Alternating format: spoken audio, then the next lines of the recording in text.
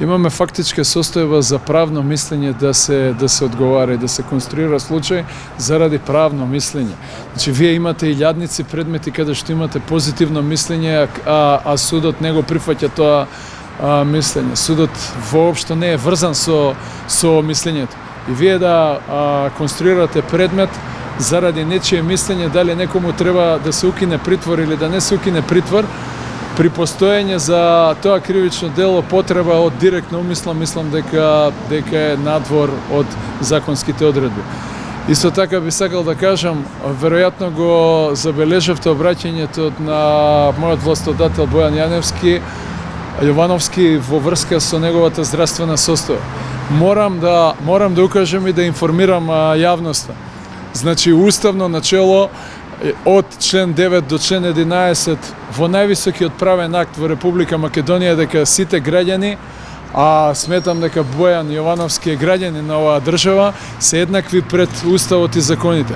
Како може да бидат еднакви кога човек со нарушено здравје, со десетици медицински мислења за неопходен хигиено-диететски третман, се чува во ефективен затвор и секогаш со едно образложение кое што е исто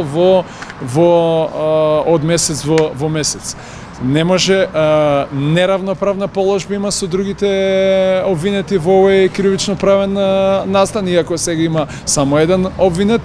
Невозможност за создавање и за спроведување на ефективна одбрана и подготвување на одбраната и реално загрозување на неговата здравствена состојба. Сметам, а тоа е ставот на Судот за човекови права во Страсбург, дека притворот треба да се смали на најблага можна мерка, и ако целта може да се постигне, тоа е инволвирано и во нашиот закон за кривична постапка, со поблага мерка таква треба да се спроведе.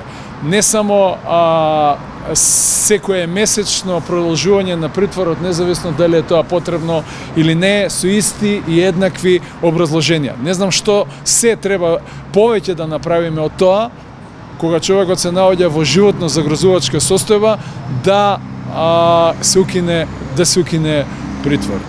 Во обраќањето рече да физичка ликвидација. Секојдневно ги има и закани, и притисоци.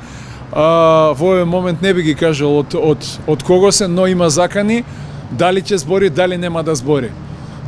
Од надворешни лица, не е херметички затворена затворот Скопје, и он многу добро знае од кого добива и од како добива.